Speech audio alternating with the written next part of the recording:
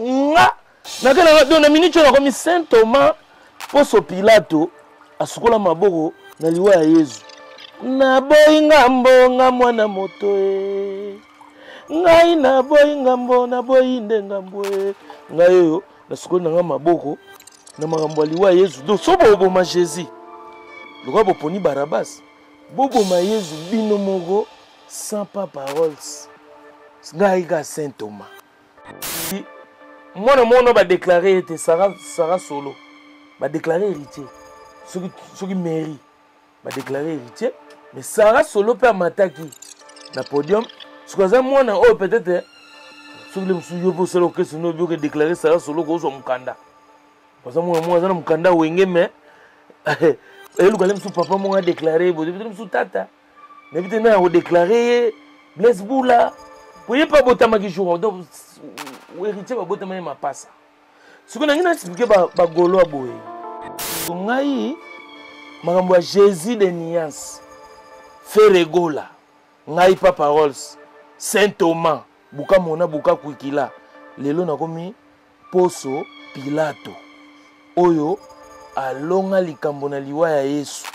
Bino ba fariseo. Bino moko bo milukela ba faire na bino. Traité wana na nzoto apa parole c'est bolongola ngana makambu na bino bolongola nga donc réponse etikali kana kacha mutu na ngai faut comprendre mama na distraction so ba kote na distraction wana Marcaouz Gouffre les Gaulois fiston frappe encore nazo bisabino de la nation botimba zala maele ba sa loger.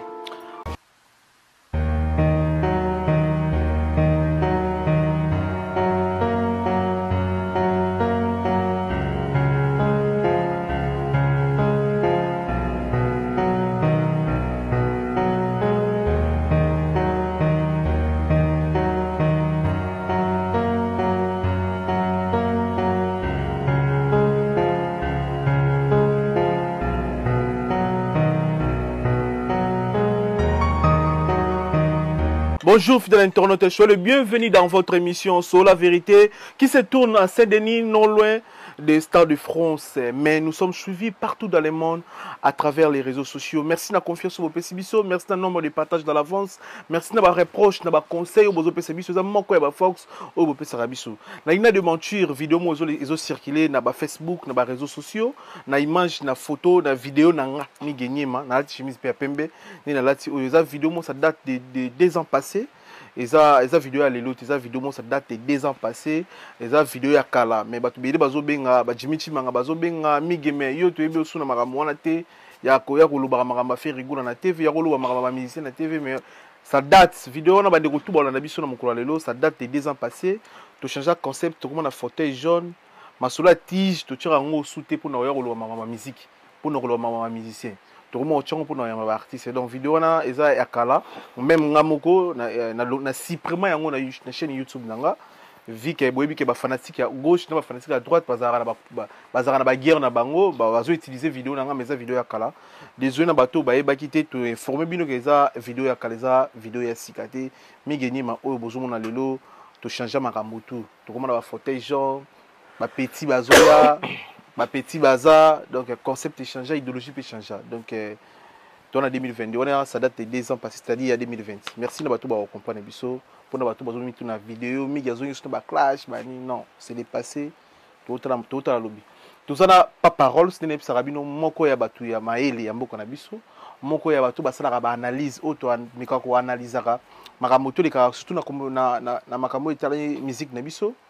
Na makambo itali mboko na biso na makambo itali ba star na biso to meka osala ba analyse na pas parole c'était to yembi sou na mokolo lelo to yembare tout le temps pour bandi ko mona ka miki to yemba uto yemba yo yembi sou non en fait na pas parole c'est arracher émission té parce que to retourner nini to tourner to sala fauteuil jaune liboso to sala kana ya on des émission mais là auto comment ça là ils a ba analyse to so analyser yé état un cas état que chroniqueur état que légende il y a presse congolaise en Europe et que mukubwa na kata mpoto po yebi mpoto koleka biso koleka ngai koleka na bandeko ba esika alakisaka biso nde tokotambola betelaka biso masolo ndula betelaka biso ba réalité tout oyo eleka na oyo eza siko na makambo etali miziki na makambo etali mboka nde toyambi na mokolo lelo merci na bato to balanda biso et Papa Rolls bonjour bonsoir. Bonjour Migenyema. Bonne santé. Pepeleka ndenge ozomona donc kitoko kutu ya danger ko plus na zongeli sport. Oh, ozongeli sport. Na yebiso ko boya. Ba bagarre ye ou bien donc par rapport à ventre mundende bagi on dirait pectoraux zo kende nete comme libele. Habiter pas ça, surtout pas ça. Il faut vraiment pectoraux. Ya on a tala na bia Barabas Kava. Idéologie mbamo na zongeli dojo. Ah, avec Maître Barabas. Nazo beta ça qui donc saka vunda au sepela. Saka vunda. Chucha mabele tango omona nga ba au sepela puis voilà ba travailler na ba Maître Barabas na ba fina biso ba coach Kimbangu Tony le courant ba nani JB le courant. JB le courant to pesi mbote ba Caterpillar ba Caterpillar ba bi papa Maître Barabas na na face move na otuna zoom tuna kolia. Ah ouais. Pour to kwea pena donc zo sentir que na mesana na kokwea to tutana pena donc te salanga bien na okina na komna bilo mone obike tana bimi na salle to cheneka tana bimi na salle mamo démarche changer oh on a comme la démarche fait na binge mat na tenga mama mpanzi suka de no ganeti biloko binge me continue biloko continue ya binge mako mais na 50 d'âge aux anango so aussi du kofi ya Barabas aussi du kofi ya JP le courant est-ce que ko créer le problème de la santé c'est bon ça va entraîneur seconde ba beta na système ya epombolo ba beta na système epombolo pona mesana ba régler ba kwango parce que ba beta nga kumo na ya ringi te ba beta na nemo ke pour esprit mais esprit zo kota parce que tala niveau ba ko matsa volume ya ba coup plus que mata siko za nanu moi siko za nanu pona ucho songela ya moi caprice ndesi ba beta caprice mais ba beta pena ele la met elenga bagare la ba becho ku okibi ne dendi et c'est le quoi chiffon okine répondre ozo ole cha chou te siko c'était des okota na ebisio merci na passage na Papa Rolls parce que tu ça va ndiko na biso que émission au sur ils ont bien réalisé parce que tous na David Kapala et puis na commencé na régie bon réaliser émission merci na ba frère na nga pour na amour na confiance au pesa biso pour travailler na bino on a le pembe on dirait moté mon eza pembe to pembe eza ya signe ya paix eza signe ya bolingo pembe eza signe mo eza na makambo belé na kati na pembe ya ba travailleur ouais on a boulé peut-être na gouvle golo ya lo ba pembe solo la pembe gouvle golo to pesa na la ti pembe il y a ba travailleur parce que je suis tout en blanc mais en bossant donc pour muté mon ngapé il y a peu pembe c'est vrai otina pe na pembe po na pembe tina kati mais na kati na ngapé na vraiment pembe pour ma solo na beta eza pena tout en blanc ma solo pembe pesa nga pembe ngala peso moindo Coco Mbeleti la négrite mondelendele et ça lisuka na plaisir monsieur c'est mon habitude ko yamba yo to te ko zala na yo week-end passé na concert ya maestro Fabregas na Noisy-le-Sec to pesi bande ko tuba na biso mbote na Noisy-le-Sec ba kongolo ba vanda ko to kuna ba yamba biso bien et puis Mathieu Kamani production ya Mathieu Kamani ya yamba pe presse bien félicitations à Mathieu Kamani et puis ba maître o bazara ko to kuna ba yamba pe biso bien ba maître Barabas vena nga Rambo Machaya ba maître Rambo ye bazara ko to kuna Rambo Machaya bazaki na staff Rambo Machaya obi Rambo Machaya mama na commando wa te ba teni wana aza commando vena ouais ba commando Saddam Hussein ouais jusqu'au toi qui na ba carré minier tout deux fois te ezaki en tout cas organisation qui ezaki bien ba yamba biso bien na Noisy-le-Sec maître Makumba na boseni pete engambe na biso mususu nani kumbe kimi ngai engambe champion bulega mezayo grand Goliath to sepe na ba maître yana pindi ba maître serpent bodyguard ba yamba biso bien basse garde non pe bazala ki wana vraiment concert il qui tranquille et pourtant ba bando banga parfois biso ba combattre ba roya mais combattre yete Fabregas abiti concert na ye a matin na podium 1h 6h tout le monde a Noisy-le-Sec mais tombe bimité sans problème mais pression par rapport à concert à Fabregas. Donc d'abord déjà na non le premier concert na Poto Awa sans linzaka o mutu mo ba chrétien na linzaka.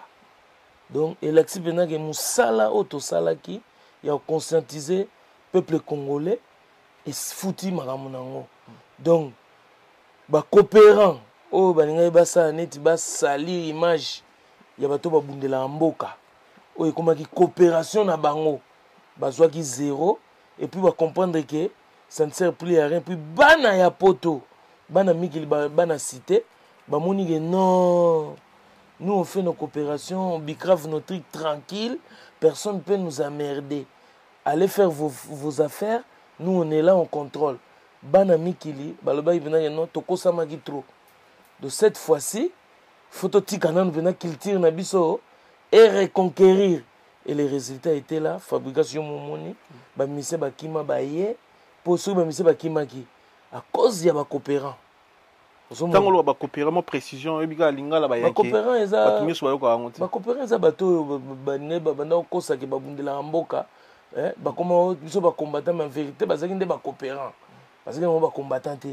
Pour na souka nango, ba ki na ba cop na bango sans provocation quelconque, mais bazaki ba coopérant cop on les échoué cop na on les mona na miso ba tutuke baza ba coopérera pona ba ventre na bango pona ba makamu na bango bana poto banda ko kosama ba on tinda bango na mobulu vandalisme aller brûler aller casser batali babi non, on brûle la France demain et il nettoie, il construit.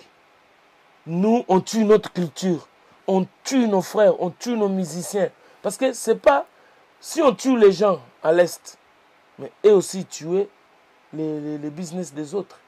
De tuer, c'est pas question d'aller prendre les armes, aller assassiner les gens à l'Est. Même quand on vient, on tue ton affaire, ton business. Comment tu vas payer tes impôts? Comment tu vas nourrir ta famille? Comment tu vas acheter les baskets de tes enfants? Là, c'est la rentrée là. Les enfants, ils aiment que des Nike, que des catch comme ça. Même là, en ce moment, nos enfants, ils commencent à demander des Balenciaga, même des Balmain. Pour les rentrer. Pour la rentrée. Le père a 1000 balles.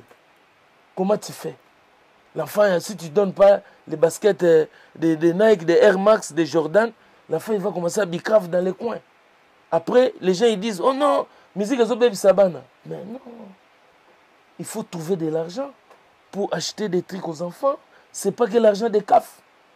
Maintenant, les coopérants, ils ont échoué. Les enfants, ils ont compris. Les jeunes, ils ont compris. Ils ont dit, on va laisser les business de nos frères fonctionner pour être les vrais concurrents sur les marchés. Parce que les marchés, on avait laissé ça aux Ivoiriens, aux Camerounais, aux Nigériens. Tous ces mondes-là, ils ont profité de ce que nous, on a mis en place. Parce que tous les affaires que tu vois là, les boîtes, les restaurants, les salons de coiffure, tu as vu comment le château est devenu comme ça? Plein des Ivoiriens. C'était notre affaire. Les Chinois, plein dans les châteaux rouges. C'était notre affaire. Mais à cause des soi-disant combattants, autrement dit coopérants, on a tué les business. Tu vois? Maintenant, on essaye de revenir, mais en force et en silence, avec toute conscience, sans déborder. C'est pour ça que je tiens à remercier le comportement des Parisiens. Et surtout, les Pomba. Génération Dingui, toi-même tu as vu, non? Il y avait beaucoup de Pomba là-bas. On travaille aussi, on va faire l'émission aussi en français. Hein. Ah, papa, moi je suis fatigué des Français tout le temps. Ah, t'es fatigué? Moi je suis habitué à faire les émissions en lingala. Toi, tu vas faire en lingala, moi je vais parler en français. Non, non, cette fois-ci on fait en lingala, prochaine fois on va faire en français. Prochaine fois. On vient de faire déjà en français, tu es fatigué, papa. Quoi, c'est ça? Je suis fatigué des Français tout le temps. Bon, Miguel m'a dit il était parti à Paris, il y a eu des bouchons, il est fatigué, il ne peut pas parler en français. Je vais de Paris là, je suis stressé en fait. Les bouchons, tout le temps. Ça l'a fatigué, il est stressé. Je suis stressé. Mais moi, je vais essayer d'un peu de parler en français. Vous pouvez expliquer en français. Voilà, après. je vais essayer. Tu rentres à Lingala, tu viens en français comme vous voulez en fait. Miguel, on va parler parisien ici parce que maintenant tu es à Paris. Les gens ils rencontrent beaucoup des histoires. Tu as vu l'autre fois on a parlé en français. Les étrangers ils m'ont appelé, ils m'ont dit non, c'est bien, continuez comme ça. Parce que nous aussi on comprend. Bon, on va parler français autotune, vous êtes d'accord avec moi? Mais l'autotune il est là, tu mets l'autotune. Ouais, j'ai mon autotune. Dès que tu mets, tu ajoutes l'autotune, bon. Ça permet. Je voulais féliciter d'abord les Parisiens. Les Parisiens, les jeunes d'ici, les Zoulous, les maîtres pour le comportement, manière. Parce que auparavant, dans des situations comme ça, dans des soirées comme ça, il devait avoir des bagarres. Tout le temps, ah, il a pris ma meuf, il a fait ça. Lui, il m'avait mal parlé l'autre fois. Tu vois, que des quoi là? Comment on appelle ça, putain? Des compréhensions, en fait. Non, pas des compréhensions, des joues. Pas des joues. Quoi alors? Quoi des genres... pas des affrontements, mais par rapport à... la concurrence. Règlement des comptes. Que des règlements des comptes. Malgré 15 ans d'absence de musique, il y avait aussi des problèmes. Même s'il y avait des Covid, tel et tel avait piqué les mains, la meuf de celui de l'autre. Mais il n'y a pas eu de règlement des comptes. Donc les gens ils se sont bien comportés. Félicitations à vous. Continuez comme ça. Ne donnez pas l'occasion à ces coopérants-là. Parce qu'une fois, s'il y avait des bagarres, ils allaient dire, ah, Bomoni, musique zongi, Sukobabandi Bitumba. Donc, on ne veut pas voir les DSP de Mobutu qui part. Après, on a des Afdel et des films des Afdel. Donc, on chasse l'autre pour avoir l'autre. Donc, restez dans cette manière-là et façon-là. Cette attitude. Cette attitude-là, gardez pas parole. Après, on peut parler, est-ce que Fabregas a fait retourner la musique congolaise ici en France? Retourner, c'est-à-dire? C'est-à-dire, musique congolaise, c'est retourné en France, à Paris précisément. Ah, les retours. Les retours. Non, les retours de la musique, c'était déjà quand Fally l'a joué. Avec les faits là, c'était toujours les retours. Avec Fally, les Bercy, c'était déjà les retours, mais les retours avec bagarre. Avec bagarre. T'as vu mon ami, les Parisiens, Guélon Nzongo. Guélon Nzongo était menacé. Nati Lokole, ils lui ont jeté des masouba, des pipis.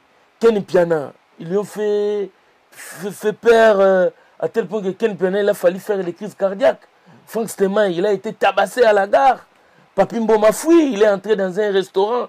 Il a vu le concert sur les portables, en live. Il n'était pas dans la salle. Mais Fally l'avait quand même joué. Gare de Lyon était brûlé. Mais Fally l'avait joué. Nous, on était dans la salle. Toi, tu étais dans la salle. On a suivi le concert. Mais à quel prix? Tu vois? Le prix, c'était trop cher. Donc, il a joué, mais on avait payé lourd.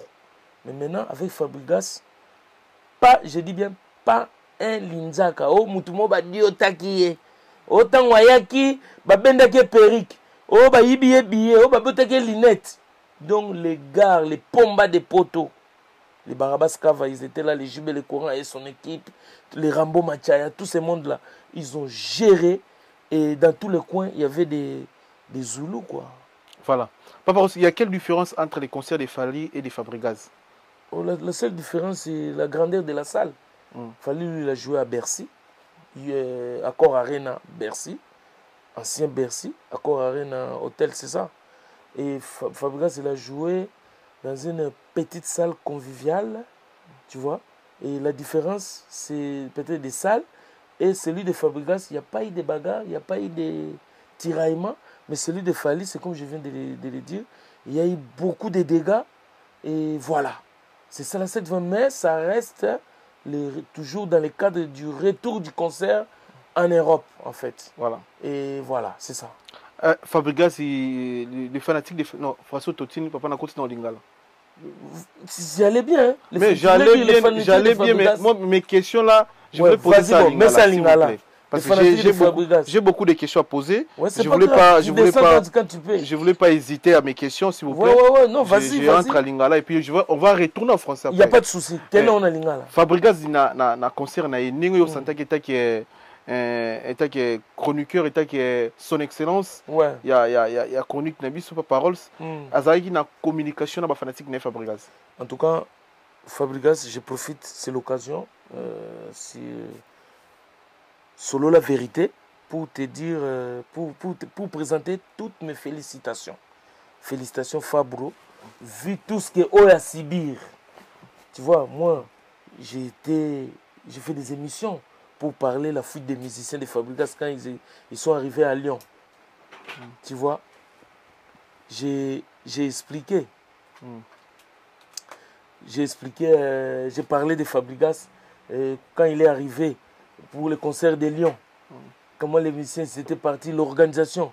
J'ai justifié, donc j'ai critiqué à outrance parce que ngai eza biberon cassé et le banango maître Sakafunda on a pire petit nazo c'est l'arrivée na ya a bundelanga ba bitumba mo boye alia on va confirmer Sakafunda biberon cassé. Moi j'ai fichifié l'organisation les concerts j'ai un peu oh balobana wololi yu ba mise ba kimi ba sauter bon je parlais que la vérité mais pour na ba mais le roi n'est pas paros. Non, c'était une façon de mettre la pression parce que moi, j'adore la musique. J'aime pas, surtout les combattants bazari na bangote. Il y avait que des simples coopérants.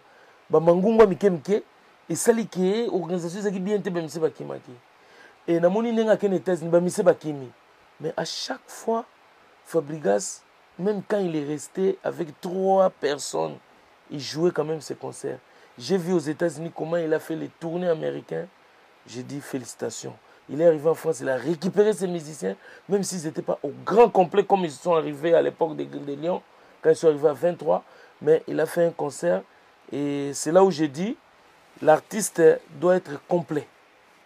Animateur, chanteur, danseur. Parce que si ni t'étais ça, le public est lemba. Mais à Betty, tant on ça live, tu n'auras pas parole l'accès public, Oh, moi, je voulais d'abord montrer le spectacle. Spectacle. Tant dans le public, dans mon question public et bungi. Parce que le public était au rendez-vous. Plein, batouba bini. Donc, et comme ils ont beaucoup de sentiments, n'a bini. Oh, mais moi, j'ai dansé. Ah ouais, on m'a filmé. Mais oui. T'as oublié ou quoi? Parce que toi, au côté d'une fête, ya. Encore yo, journaliste patron. Nalinga musique. On l'a tagi bien. Merci. Au salam bien, sinon on a qu'on entouré. Merci. On a pas journaliste. Pamela Chekola, Marlène, yo mon Anel Kawa Fossé. Ba champagne, ba ni Miguel. Non, to linga randule. Elenga poto. To linga randule. Donc Nabini, en tout cas Fabregas, félicitations. Conseil ezaki bien. Voilà, mais tant que tu as tant bisto no yoka libaya. Période bisto ko na ba kinwana. O wera chili jibe libaya. O kofia chele wera libaya. O fera chele il fallait libaya. O fara chele qui fallait libaya. Fallait fera chele il fallait libaya. To no na kin. Mais libaya les garandé ni na poto pour biso kuti phénomène ba nous l'été déjà. Mais pour nous informer sur que vous sous-informer les jours Fabregas abeta qui samedi, vendredi non Robino Mundi bobote na l'ISN. Tu peux si na l'ISM bote ou na biso senet moment. Abeta qui vendredi. Robino Mundi bobote qui vendredi showcase na l'ISN. Ouais. Na à travers massa na biso ndiko na biso frère na biso Jire Senzeza, il me qui producteur ya Robino Mundi bu. Robino abeta qui vendredi, Fabregas abeta samedi, il y a semaine passée. Parce que ezali libaya ou bien libaya ezala même jour. Phénomène libaya. Libaya ezali Fabregas abeta qui live. Mais toi, tu m'apprends que Robin a dit showcase. Showcase, c'est ça. Le rôle là, c'est playback, non? Playback, des choses comme ça. Showcase, c'est ça, moi, l'élo. Quand on va playback, playback, c'est coaché l'andoule, l'ibaya. Tout ça, logique. L'ibaya, c'est l'andoule, l'andoule. Net, n'a pas cet exemple, moko. Époque, il y a Jibena Wera. Jiba, Obeta Zénith, Wera, Obeta, Ville Juif, les mêmes jours. Concert live. Peu importe la salle. Ou à Zénith, ou à la ville juive, Salamouké, ou Salamounene, mais c'est Libaya. Parce que les gens ont des villes juives, donc ils ont manqué à gagner en fait. Parce que c'est le même jour. Ferré, Bakoutana Fali, Libaya, Ferrier Mobo, il y a moi de même Mobo, Élysée Montmartre, et Zika. Place, il y a combien Bandara, comment? Stoppage, il y a la musique, le concert à Poto. Ils ont Élysée Montmartre. N'Élysée Montmartre, faire à bêta, fallait à bêta vendredi, faire à bêta samedi. C'est quoi dimanche, non. Samedi, fallait à bêta samedi, faire à bêta dimanche, parce que lundi, c'est férié. Wana, tu bien en Libaya. Tu bien en Libaya, parce que le même week-end, tu es en férié. Vrendoule, fallait vrendoule. C'est quoi Moutou. Et comme il faut, il y a 2 concerts. Oh là, très bien. Il y a 2 concerts. Il y a 2 concerts. Et comme il se connaît l'histoire, il y a Neni Toloba. Il y a choix. Ce qui n'a que fallu, c'est-à-dire lobby n'a que souffert. Ou ce qui n'a que, il faut maintenant choisir. Ou je ne veux pas aller voir Fali. Na bombi énergie nanga. Comme ça, dimanche n'a que là. ferré. Vous comprenez? Voilà, ça libaya deux jours différents. Parce que nous faisons le même week-end. La même salle. Mais Robin ne peut pas dire même week-end quand même. Non, mais Showcase n'a pas fait un démo. Showcase déjà obligé place fabriquer sa bête qui n'a pas Robin n'a pas Showcase. N'a limité à mouiller taille moko. Robin n'a pas une boîte. Non, la salle est en salle. La salle. Ouais. Mais Showcase en déni. Ouais, ça la mounine. C'est ça la mounine. C'est la même heure n'engé fallait fabriquer sa bête. Non, après on a assisté à la soirée. Mais Showcase c'est le mot goyo celui qui pour 3 chansons.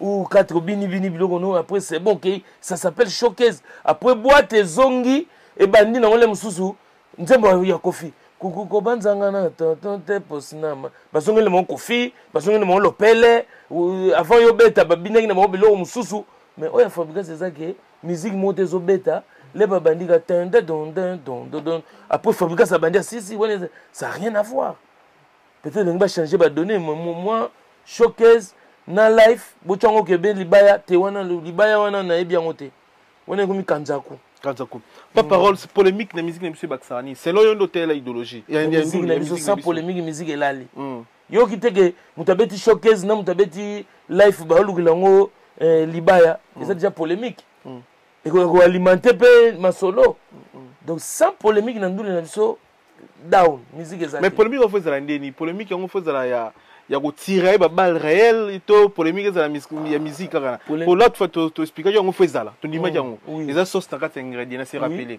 mais polémique on ce qui fait ça là est-ce que fait ça là na net ko mon apena ne po ya américain za jarni po yo na Amérique et ya biso ba congolais pe ndenge ki ndila biso bika polémique ya wera na JB et ça na ra que ya on a bien na nenga ndule mais ce comité net to moni po na mi mona question nga bien sûr net to moni bina filé bina fina ko moyeba pena Fabrigaz azoyemba pena Fabrigaz bilamba na kisensu chapeau na nini azoyemba na concert na ye bina fila bilamba bengana na palais bilamba na gauche nani na droite Fabrigaz bobi débité polémique il faut au salon deni selon yo pas parole polémique eza polémique donc comme on a polémique na polémique ils arrêté ko ba ocho massage na genou ou quoi polémique américain batukutu bakufa Tupac na Biaji Notorious Biaji batika biso batika mokili oyo polémique mema bango parce que ba liwa moko ti lelo ba yebaka nani asalaka nini nasaka nini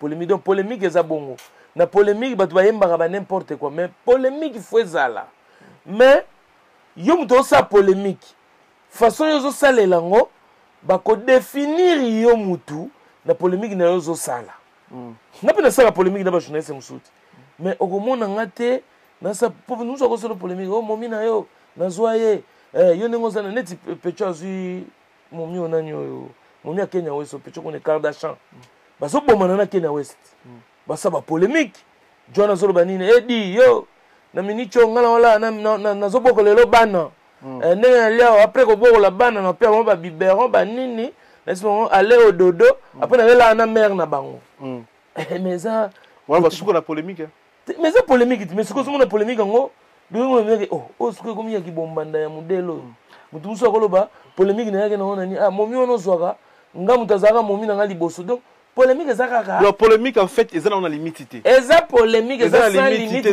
ba koyeba yo na polémique ozo sala ah ouais d'autant que ça polémique yeba makambo zo employé yeba ba pratique ni nozo sala pour ba tusupe ba juger ba bia ye polémique n'est salitaire ah yeba na mal éduqué ah yeba polémique n'est zanga sens de polémique comme ça on a dit rumba trap rumba tokos rumba chacho rumba boye polémique pe odemba fiesta polémique pe ndengwana d'autant yo sa polémique yeba que ça polémique mais polémique est définir yo et ko définir nengo kola et ko définir nini obanga te eza comportement na yo et ko polémique nini obagim sala kana badaju na ba buba ya bango za ka jarni parce que ya biso on dirait ko bangisa po bato ko finga bina filé bato muso zo condamner bina filé o sala ngo faux polémique ngo ya boye na bandule to yeba est-ce que ya ba européen pe likande ni parce que bango ba ça on a français bato kin ba ko français wana te ah mais ça la bible les a polémique ba ça faut la no buba lo parce que buba français muso ko loba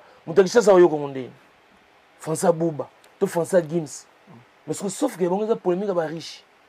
Pour ça polémique, il y a na Lamborghini pas na Lamborghini. Il y a na Porsche. Il a filé pas na l'art. Fabrice pas na l'art. Mais aussi quand na bi bon ça polémique bilambe tikena kisenso. Bon so ndako ba Fabrice muso na kisenso. Le monde suna ketch na Gombe. Bon so ndako ni muso na Gombe. Ala bandako ne belé. Au moins que ça polémique muso na ki pauvreté nango. Mutako ka sa kisenso. Abule mba mwe tikali kota rai. Batiki on a coin mon ndako mo boye. Ezaka kiosque. Vous comprenez? Et on a dit que polémique, il y a babou banani, et ça y a l'art. Baza ba riche, yango quand c'est comme goût. Mais ça a polémique. Il y a bango pesa polémique, il y a qui senso. Babeta ma solo na bango nde bakola na baraya matete, na ki senso, ndenge baliaka ba corne beef, ba kwanga nzela nzela. Ngapa na beta ba kwanga na ba Thomson nzela nzela, comme toto beta ni ba duma, na ba Thomson pour kolia pe Thomson na duma na nzela nzela na butu bozonga, ezaka pe na guna ngwa.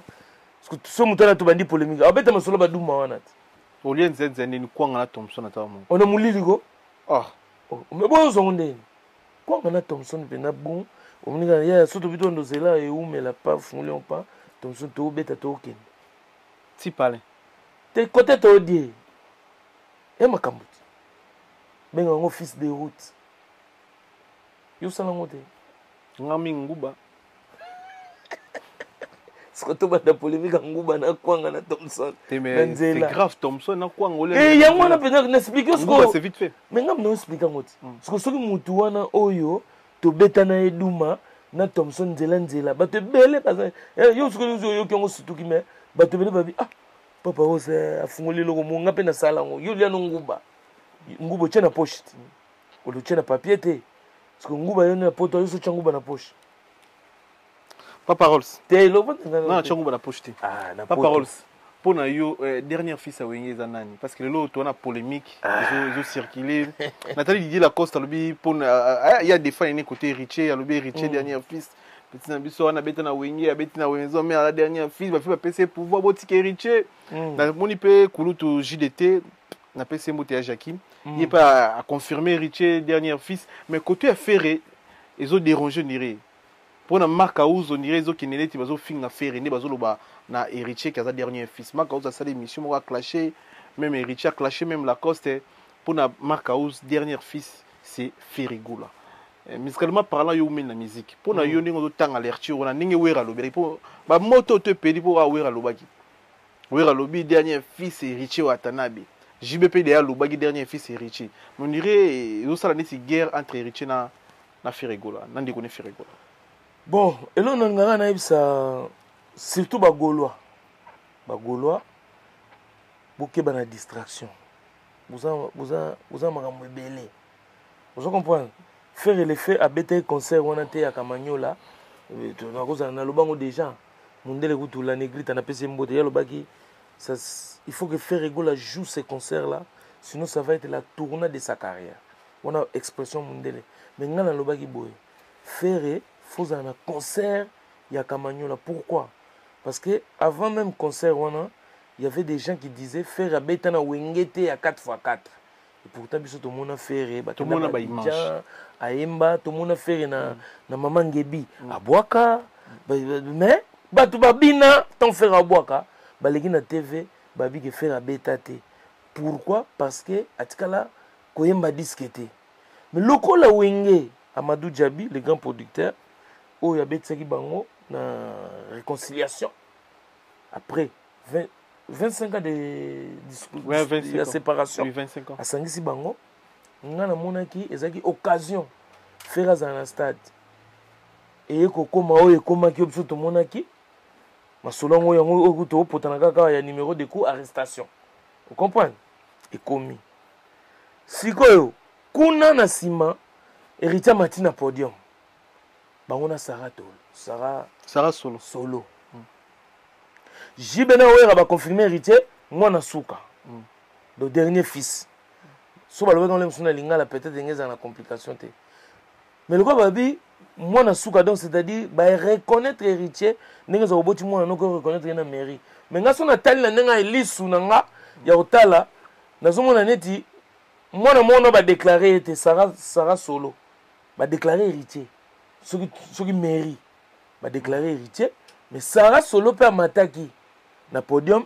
Ce que moi na peut-être soki le mosusu yo mpo osala orchestre no obi okedéclare sala solo kozwa mokanda parce que mwana aza na mokanda wenge me eluka le mosusu papa moko adéclare boye le mosusu tata nayebi te na kodéclare ye Blaise Bula po ye mpe abotamaki jour donc héritier babotama ye mapasa sikoyo nangi na explike bagolo boye bokeba na distraction frère Egola abeta musique te pour na dernier fils héritier pe aza héritier watana bete pour na dernier fils boyebi ye Gogan moto na tembe boss life autosala mama na tournée qui dernier fils te mutu etambusi tournée aina ma mission tokende Espagne toke Turquie toke Paris yango te frère Egola auto-bimisa rumba trapa dynastie 1 banzembo danger les royaumes kunga donc yango te mutu dernier fils te mutu yembaki yende mutu yembaki donc les Gaulois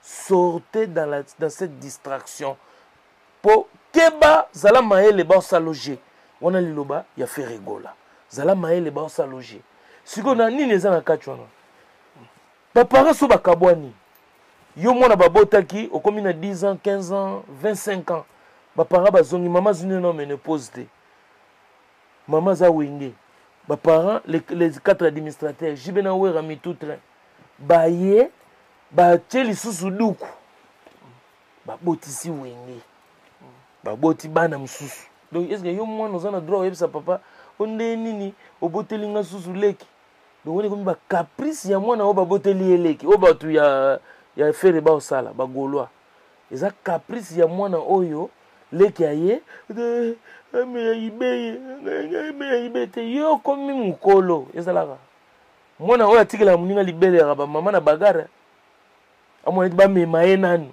me bazolo baneme yo sotiki bakushi comme yo fotika kushi okomo suba na po yo po on ba classe ko ba bebe nde ba omema bango basai bibero yo lingo zo bibero na boule wana o so de bitolanda bien to ba kinois basala ngo pour des ba diminuer faire parce que non tout le monde bon habité non tout le monde place wera ndimate ke faire abeta na bango na wenge na cœur ouvert non tout le monde était même JB andima ke faire abeta na wenge oh jiba lo bango jiba lo bango parfois jiba lo ba dernier fils wera pas lo bango tant ha ba so na madu jabi peut-être ba journaliste o ba kena otuna wera na JB bango nde basala ka effort ya ko sauter ba ponga so na JB non na kotuna yango aloba ngo po ngana o na oloba ngana témoin oculaire Saint Thomas yangati kaka wana na loba imamo Saint Thomas ngana Saint Thomas buka mona buka ndima do c'est-à-dire histoire na bango ba témoin oculaire nango biso ba oyo nazolo bango bien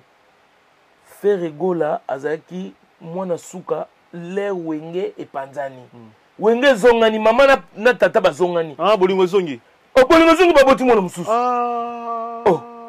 boyo yesa papa ote ndeni oboti yo ko yesa père na mno yo sana na 7 personnes est-ce que ngala yesa ba mère nso que non 7 personnes bayate batunsu baza pe ba fils niki to ko bope mama sana musu ba bota mbo mona suka de to ko na na ngala na 7 petits so to ke chik ngala za na bat mulongo batuna kengelaka de le ozonga na ndako ba tuno où sont les autres or que hier oyana ega ye moko vuluba est-ce que ngam na se ba père na so ba bota batwana non tu olobelo côté donc ya on ngine sa ba Gaulois bolongwa na caprice ya mutoyo bazuli eleki azolelaka biberon cassé donc isaka fondation baki de biberon cassé ke boko ba ochelo ma ya pilipili na biberon po yebake eza su ya age noté faire eza te pona kimona suka ya distraction vous comprenez mama na distraction so ba côté na distraction wana Marcaouz gouffre les Gaulois fiston frappe encore nazo bisabino de la nation botimba Zala maele ba sa loger. Merci Papa Rolls, merci et ça concept un biso comme d'hab to l'axo vidéo soit photo neto mesana merci de ba partenaire tout oyo ba tira biso po Jimmy Chimanga porte de la chapelle les vents Tumba nakati avec patron nakati avec ces vents Tumba les tout puissants junior bongongo Union européenne ya Union et puis Flavim Panda ya Guy Baïna colonisateur de la SAP monté maman Sylvie Baïna Roi Bilamba Kelly Tsumbo OGFC Paris Douve Moïse Narata Kinshasa et puis merci na présence ya Masalanga Chuchu Debor Mokonzi Mboka Nat Motema ya Matina et puis sentir maître toujours merci na batutu bolonda biso à ce net moment Papa Rolls tu watch la vidéo comment c'est ça biso Il faut continuer à voir.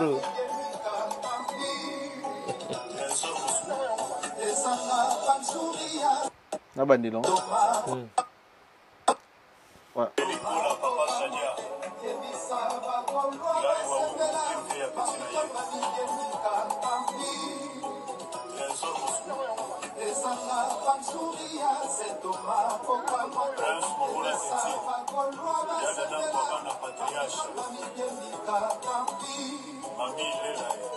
Saint Thomas Kokamwate yebisa bagolwa basepela bafitol bamidembika Serge Luki. Papa Rolls, ndeni yo mipesi komo Saint Thomas faire le bina hotel. Ndeni yo milati ki yoza Saint Thomas. Bon, d'abord on a no Aimé Makabi Scofield, Eva Moiri, Yannick Kayenga. Ah, Yannick Kayenga monnaie visible. Yannick Kayenga monnaie visible. Et puis on a bossé ni chancel Mbemba 2010. Nzamba Dimi. Janisita Sunga Mbutu international. Vanga Muchuri. Na bwagi na bango. Obi na ole la parchona danger. Obi kana na fauteuil jaune. Na yebisa ki yoki ngande Saint Thomas. Ah, yo lo bagi déjà Saint Thomas. Avant faire imba. Kutu ndenge zana omoni fauteuil ozonga na misoto saki na yo. Parchona peso chango. Et vous allez bien. Ah, d'accord, on a commis Saint Thomas. Mais mission na sala ki awa tango nazolo bage yo zolo banangai ndeno lukaka numéro de connexion tenga na Saint Thomas. Jésus fa monana na chamusapi na pota. Siko noko sololi na code ayepena ke ezanga palzuria Saint Thomas kokamwate ezanga palzuria kokamwate Saint Thomas yebisa bagolwa basepela bafiti bamidembika tampi. Et puis yo yebisa bagolo basepela. Ponga na golwa te. Poza golwa te. Et puis na ofungolo. Et puis oza journaliste pour informer ba journaliste. Siko na ofungolo siko que journalisme banda pas Saint Thomas. Ah. Mais oui. Parce que na journalisme bazana éthique journalistique oyo ezalaka aux yeux formation au traité yango. Au confirmer yango apo leki na TV au diffuser parce que mutaya na doute wana ya fo eloko omona na mpeleve comme na e Saint Thomas buka mona buka kuikila oso comprendre idéologie idéologie uta pa ya Saint Thomas parce que ngai na journaliste mo pandi sango oso comprendre chroniqueur ya masolo na banquette na nga na ndenga Saint Thomas ya on a confirmé qu'il y a un fauteuil jaune. Mais bah qu'est-ce que moi j'ai affaire et na na prison réellement to yambi batu bengi nga après mission batu bengi nga bate belé voire même na bata faire bengi nga ba isinga migi no ka na boloko mais numéro de croix no yozo singa ils appellent identité muto donc elle aura combo no pas parole to bengo pas parole c'est mais on a combo no o ils na identité na yo o nga na yebiti o yo pe mondo vandi bo okolo bango te na caméra ki nga komona ngezala parce que mutu muso ko futela nga mande mutu muso ko jula nga mande na kombo to na poto ba expliquer nga après mission na bato bengi nga masoni bobeta bon n'habité yo ko expliquer mais papa to kenda to batala ba 30 et bon on a train ba senga mukando ba senga kombo ba ko se o wi o to na mukato pesa pas parole nga la foda déjà trop na tika o mona teke non bon après wande ba bisinga bi numéro de crew eza identité ya mutu soko betango e bi makombo faire makambutu ya faire comme ne yebaniti kombo na via faire eza omoni faire aza artiste oyo alekina ba télé ya minene ya mboko. À chaque fois il passe à la télé, il donne son nom. Non mais est-ce qu'on va faire rigoler il y a une identité parfois. Te ba benga ga pena faire te balobara Hervé Gola Bateringue. Ba comment on a Wikipédia so la ndenge na formation ba chaîne ya solo. Tant ba présentera te ka faire rigoler ya après comme surnom mais les ba lobara biographie na e parce qu'il a une biographie. Azana o ba benga book press. Ba ebike surnom na ngoyo. Mais comme on est vraiment, neti, comment il s'appelle, Gims, tant que soit moi brûlement mon ami là, Bayagi Balobi, Gandhi Juna, c'est son vrai nom, Gandhi Juna, et Ebani Azastar, comme on est en wana, sikoyo numéro de coup, ezali kaka pona, kosala ba démarche mongo pona prison, jamais numéro de coup que n'ango pour que nous fondons compte na banque. Jamais numéro de quoi que nous avons traitement na ni numéro boye quelque part et au ça la maté on se comprend les gens dans sens wana par rapport mais pas parole les artistes belé ba star belé ba kanga bango ba le numéro de cours na bango pourquoi ils ont insisté quand le numéro de cours a fait au comment il dit na bagi Saint Thomas qui journalisme bandana Saint Thomas j'étais dans les enquêtes parce que les gens ils ont fait circuler des bruits. Moi je suis sorti avec des menottes pour expliquer que je suis fait rigola n'a pas parole n'a pas s'il y a aigle jaune. Aigle jaune, on a fait un fauteuil jaune. Moi ça prêtre. Moi ça prêtre. Mais on a fait un fauteuil jaune. Maman. C'est la faute de Makambo. La fauteuil pour faire rigola. Tu me tiens caca, abattre la ferry. On a déjà. Mais si quoi pas font la mise. Il y a jaune, on dit jaune. Qui trouve une femme, trouve le bonheur. Jaune, on est synonyme, il y a richesse. On a été battu, il y a foulama. Pourquoi? Au jaune, il y a richesse. Ah ouais. Il y a une richesse, il y a jaune, gold. Donc, jaune, il y a richesse. Il y a fait rasoir, aigle, il y a jaune. Aigle, il y a belé. Parce qu'il y a jaune. Il y a jaune, il y a bandeke. Il y a somba aigle. Au moins, il y a jaune, il y a passia. Parce que faire rigola, il y a jaune. C'est-à-dire, avant de dire que richesse, que maman, si la soit pendue, ma papa, n'a aigle, n'a singa pendant ma papa, ma casse, ça va griffe, abattre la fer. Parce que Batobele va comprendre maman dans sa latte. La démarche n'a pas transformé en moi. Je suis un journaliste. Saint Thomas, c'est moi. Nous avons besoin, il y a PLV. Batouran Paraba Mona, PLV. Et ça qui n'a boulouana. Parce que ça commence à se dire des choses. Et tant que journaliste, il y a qui n'a pas notre fait Razana Boloko. Je commence à me poser des questions, me douter, et je fais des enquêtes. L'enquête est sous un numéro de cours. Et moi, je ne me suis pas arrêté là, j'ai continué mes enquêtes. Greffé, il y a Fleury Mérangis. À combien il y a une époque à César. Il y a roi César. Il y a Sambisa Yezu. Il y a Poso Pilato. Il y a combien il y a numéro de cours. Lelo. Numéro de quoi là? Oh. Il a fait rigoler ça, Kacha. Yango Yozwa. Yango. Ezali. Oh. TV Zara. Greffier, il y a Fleury Mérangis. Combien le numéro de coup il y a? Et Nabi a fait rigoler. Donc, faire rigoler, il est en prison. Ma solo est un numéro de coup. Donc, ma solo est un numéro de coup. Et le yogo te corriger. Dans le but que faire Azaki na prison ou Azala quitté. Ma solo il y a greffier à Komelingaï. Au point là, on met numéro de coup ma solo. Ma solo est un numéro de coup au greffier à Komelinga. Ils ont un catch à papier. Pour une enquête, on a un salaki. Pour nous, on a une enquête. Mutu Azaki na coin na ye. Aoloba ngai na se contacter kana malobate na sali banquette to keti na masolo pas greffier ya Fleury Mérangis masolo comment il y a solo là na greffier ba pesa na réponse des en kacha do tanyo bi to yango moni ya select ya selé réponse des en kati non to komi kuna te mais siko ngai elo na ngena loba batu ba ko justifier nga par rapport à mon boulot par rapport à mon travail na musana ngezali ko luka koyeba koya na vérité. Ce que faire à Betty Chan, je l'ai dit à Betty, Clam Franchi, Dr. Dre, Spadjari Tembo, les beaux garçons, Henri Banga Spiritu, Moli Momo Santo, Papi les autres, Mutumoro Boya, Aseka Bogar, Asilika Bogar, Firidjana, Jimmy Malenga, mon premier, on a un bon Soubana Mikilia, Bianco Lukusa, Kamba Kabumbai, Yebisa Diora Kabumbai.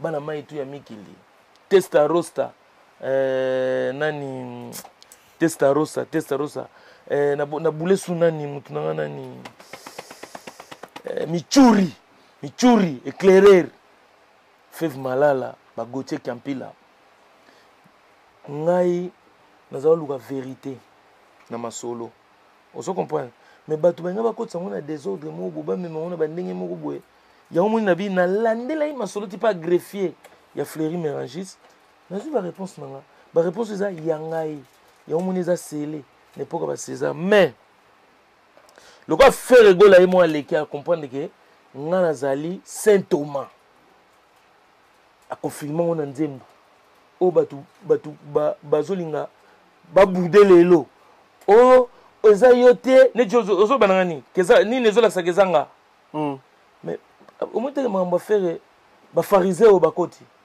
na kati wana Saint Thomas za ye Jésuite Saint Thomas ngai bagolwa baza alobinga golwa te mais bafiti pe baza mais ngana ye ko bakisa siko nzembo ngo place esuka kite po nzembo fe sila mais maloba mususu siko ngana ye nango bafariseo bato balinga ba pesa ba mbongo bakotaki na likambo ya liwa ya Yesu soit disant Yesu nenga zawana ami se autoproclamaki roi de Juda bayena Yesu pa ya nani ope bayeki na pa Ponce Pilato ngaso na bime muto na memiseki Yesu kuruz na ngomba Golgotha na jouer ba rôle Saint Thomas na kina Golgotha na memisi ye croix ngaka batangi nga na Bible te muto memisa Yesu komone na croix na Golgotha yo mona balobelaka mingi na Bible soki ba église batona tout oyoka jamais batanga komba muto wana mais Barabas oyo mukile ndimi ke abima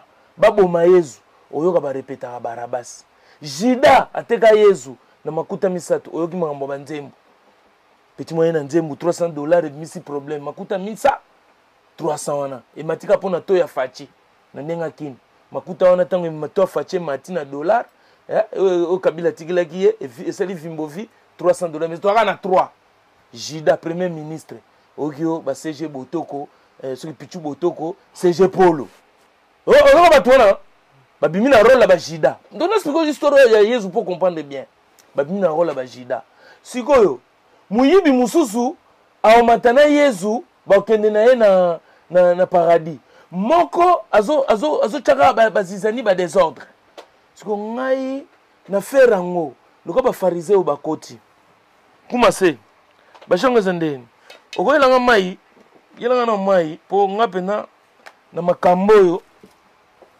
bazwa pena chelanga mai yawa to bazwa pena idéologie pena ya Ponce Pilato po Jésus na sisi nzembo te siko na minute nga na zo siko na komi Ponce Pilato lokolo boyi na zala mai yo sopana te papa e sopana ndeni o banga nini mai on siko sana o za basanya ba César o mona otisanya ba roi kasi na usukula maboko te pona ba fere ngo esila gamba la moko ngayo yo mama fere usukula maboko pona makamni na ye usukula maboko pona sali ba démarche na ngato tant que Saint Thomas au jour résultat na vu résultat to mona ngo lelo nabi yoka na histoire zalia nga na kena ngona lokola liwa Yesu ekoti ba pharisien ozo comprendre ba mo phariseo pour ba phariseo peut faire fois expliquer ba nani ngo ba phariseo nga de temps nga ba komeli nga pa greffier na zuma solo tout na ba phariseo na ba nani donc nga na kena do na minute na komi Saint Thomas Ponce Pilato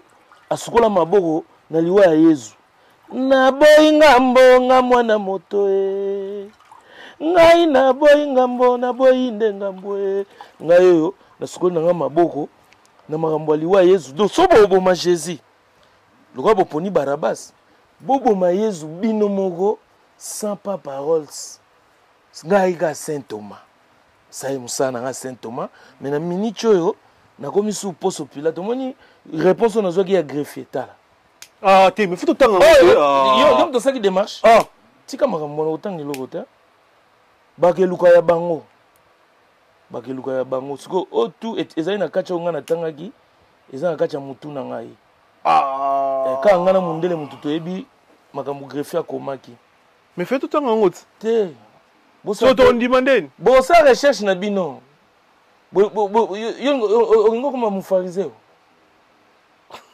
yo mu pharisien soka za plastique nga o changa yo to solola mi genyema mais siko ba pharisien baza ba mo phariseo po yo tana zo na Saint Thomas batuni ba oboya mais Saint Thomas ngai lokola siko ndi kolona ngona bakisi Ponce Pilato ngona siko li maboko te sikoyo na zui réponse ya greffier nga pa paroles na tumbi yango na chango na moto moni ndenge Ponce Pilato abwaka ki rouleau ngo yango ezali na ba résultat Ponce Pilato abwaka ki yango abi boyelanga mai na sukola maboko asukoli maboko siko ngai makambo ya Jésus de Nias Feregola ngai pa paroles Saint Thomas buka mona buka kwikila lelo nakomi Ponce Pilato oyo alonga likambo na liwa ya Yesu bino ba phariseo bino moko bomilukela ba faire na bino traité wana na nzoto pa paroles bolongola nga na makambo na bino bolongola nga. Donc réponse etikali kana kacha mutu na ngai de pozwa ngo faut pasula nga tête ozwa ngo de oyo etikali wana bino boluka po na suku na tenga sa suku maboko yango rouleau na tumbi yango comme ça et vous êtes na boire na poubelle à migenyema etikali wana o te mambo fere na suku na teo résultat greffier yango ezozika comme na suka ba pharisien bolmi lukela bolinga boboma le roi de Juda ya royaume nkunga Jésus de Niance sakana kana poso Pilato aye botika tembe oba aliaki makuta misato bino mo bo midiembika bokite batu bokite banani kuna ba midiembika oyoka kite histoire esili Juda midiembika kite oyoka kyango na Bible ya solo obike Juda midiembika fere ko abini sikoyo papa ezanga palzuria Saint Thomas ko kamwate yebisa ba Gaulois ba sepela ba fitiba sikoyo masoyi soki osala musala oyo osala excellent osala musala bien tanke musana na sala ngo bien excellence musana ngai nde na sala ngo lo wana comprendre que ba pharisien on a benga ba mo phariseo c'est ba nani ka ba pharisien te ba mo phariseo faire facile ça chante facile ça chante ba pharisien ba mo phariseo ba koti makambo wana ba memsa po so Pilato ngambo asukola ye maboko po tanga tuna ki Yesu est-ce que tu es le roi abi oui je suis comme tu l'as dit la version ya mo ndengona comme tu l'as dit royaume nkunga ezani roi qui veut tuer le roi bon mtanga tuer roi ngo zenga ba mo phariseo facile ça chante yo be osala musala bien mais ndeni bo se comprendre tena ba fanatique faire gola ba Gaulois ba selo ba émission ba clasher yo ba fingi yo ndeni yo ozolo bo osala musala no bien bango ba fingo pa bango ba Gaulois ngala Saint Thomas toyoka na ndeni depuis ça comprendre bango ba otikala ba Gaulois na ba gladiators ba obimisa ba tolo ba osimba ba épée ba mbeli ba bunda ba Gaulois ba bunda to na mboka ba Gaulois o mboka ba Gaulois ngasko na Saint Thomas na uti na mboka Jide na zoya mboka ba Gaulois yango ba bunda na ba vikinga ba gladiators batu batambula na ba mbeli ba pasola ba nini bango baza ba Gaulois bango punition na bango nga na pesi bango ba simba ka machette donc kuluna ya vie mais ba mo phariseo bazali vous comprenez donc baluka siko ba pharisé po nga blo tu na bomiango parce que concept na yo ya roloba ndenge ozoloba que Saint Thomas contre l'artiste na biso pour la vérité ils avaient bien ils le mot ils bien mais ils ont pas si pour battu bandima yo pour bandima vérité yo roloba parce que prévané faire rigolo ça même dans conférence de presse tout le monde est derrière que battu ba comme pas parole sur mes caractères sur yé to relaxa yo conférence de faire rigolo et pourtant aux parmi les journalistes eux ba penser qui faire Fox na début à prison na yo ça ba vidéo na ba kraka ozoloba que libérer faire botika faire az artiste munene mais après on ça la vérification tant que journaliste oui bah ils a vrai ou faux mais c'est lié la commission petit na sous ça bien sûr mais pourquoi ba Gaulois bazo comprendre yote même conférence de presse ozagi même dans listing ba journaliste faire que ozagi te même yango na lobby na suka na lokwa ba pharisien ba mo phariseo na bengo na lingala ba mo phariseo ba koti na dokana comme ça qui enquête na suka réponse à greffier na tumbi yango ka ngana la negrita la negra mama batu baebi masolo wana na faire pour mukolo makumbuza faire te ye kuna makamna yetu donc ye asa pesi réponse Saint Thomas ye ko bangate ye bisa ba Gaulois ba sepela zanga palzuria ba fiti ba midiembika mais yebisa ba Gaulois caméra no itala o yebisa ba Gaulois faire rigola yebisa ba Gaulois soki oza Saint Thomas nde ozolo kasi me ba ko na nzembutu na c'est bien alors ba ko yebisa ba ngoti kasi mais yango résultat na tumbiti na sokoli maboko poste Pilato na bimi dela ba faire yo za na bisa bango susu na minute na comme poste Pilato tanga sokola maboko ya zonga susu ke tanga l'histoire ya Bible te poste Pilato tanga sokola maboko est-ce qu'il y a qui susu n'expliquer que c'est liwa ya Jésus Christ mais ba pharisé on est ba koti ngana na cop na ba pharisé ote ngaza osalela ka ki Saint Thomas ki journaliste loko ba pharisé ba koti ba Gaulois punition na bango oyo bango etikali ka ba osimba ka licheti tina liwa Ah, mais oui. Et pas cela, il y a une punition. Bakolata lingwanda ba osimba lichette ba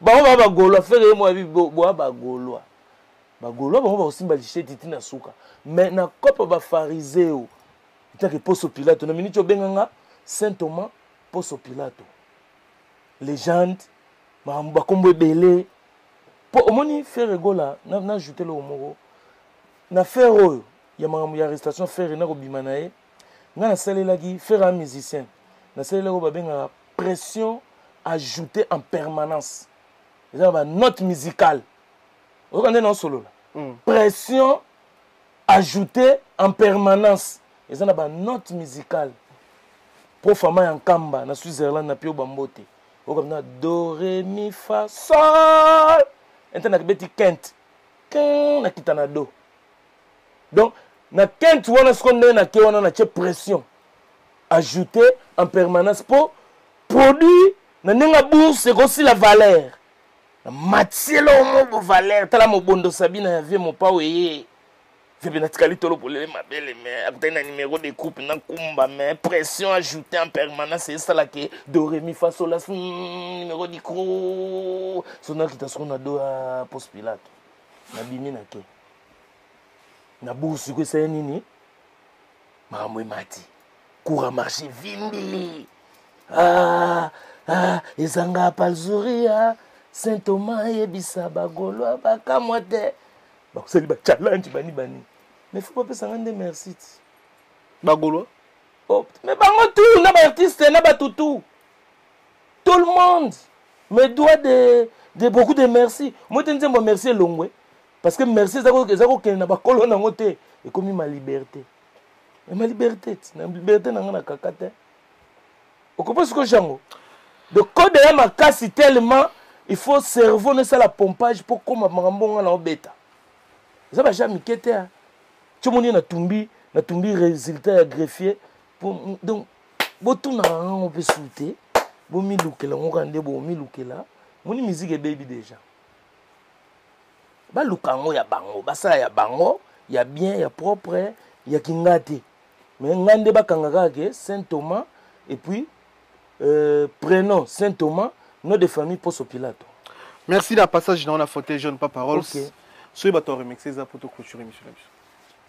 En tout cas na pesaka ba merci nanga na batutu ba soutenir ngai ba Dodé Mbenza Tripoli na pese ba mbote Gauthier Mascotte. Gauthier Mascotte. Tout c'est la Japon. Voyage à Tokyo na Japon. Ba comprendre que tout le monde à Poto n'est pas mikiliste. Ah bon? Tout le monde à Poto n'est pas mikiliste. C'est pour ça il y a un pauvre type Moboé à Londres. Il y a à Londres, à na banda échauffement depuis Gare du Nord. Pour y aller à Londres, il y a yo, pauvre type. Au moins, non, c'est là. On a richeté. Non, c'est la vacances ici là. Septembre, il y a billet qui quitte. Non, il y a béton moins cher. Non, il y a Londres moins cher. Non, béton. Pour ça, on a tika cher. Ils ont bien été. Non, béton a tika moins cher. Non, c'est ticket qui quitte. En septembre, les gens sont à Londres. Au moins, on a un life partir à Gare du Nord. Même si on peut être comme à Saint-Pancras. Mais déjà, ils ont un village. Donc, on a une journée avant. On a informé. Pour nous, on a un covoiturage à Jimmy Chimanga, Port de la Chapelle. On a un Eurostar. On a un Eurostar. Avec ta bande de cons na Saint-Pancras. Tant on a comme son monioté na Kendaku. Na celle sous life. Na y a Piccadilly. Na béton na moins cher. Mais il y a déjà qui ont l'entraînement. Ozwa, on a la force, na état physique, on a la masse multipliée par accélération. Pour Mikolo na vimbovi, masse vimbi. Dans cette application physique, on a la métaphysique, il y a action. On a la masse multipliée par accélération, il coffre Mikolo na sa entraînement, travaille aussi toi.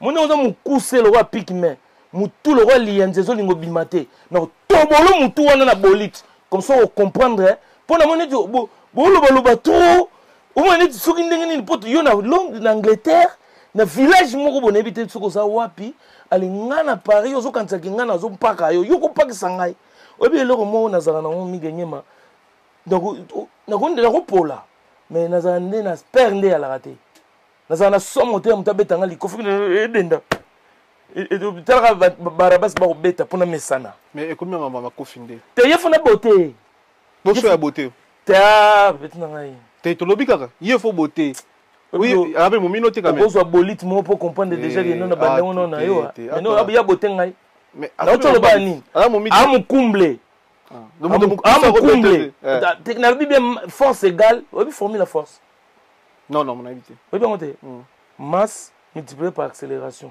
donc masse eza tout ce que donc masse oyo ça multiplié donc likofi na ngane ya boye na likofi na ye mande badi ya dimi nde likofi ya likako soki likofi na ngane eza boye soki na tiango accélération eza vitesse donc c'est ce que comme vitesse parce que vitesse accélération na kotia nango avec masse yango na epesa force en newton kasi yango na ta physique na bete na physique physique te ya corps physique oyo ya science pour na faire comprendre que même na calcul physique nazo beauté yo so na tala de masse ne déjà ya lata pantalon te que alata na pantalon mubimba te bato mo alata pantalon mu yende mutu de ye parmi tous les autres là c'est des bouffons oyo tu musona zana Moscou na musika nazo ta de mboka ba bombardement na bibo oyo ça sert à rien yo que kuna Poutine a obimisa s'attendre et puis ça guerre mondiale créer ba guerre na ba rendre na âge no papa 55 ans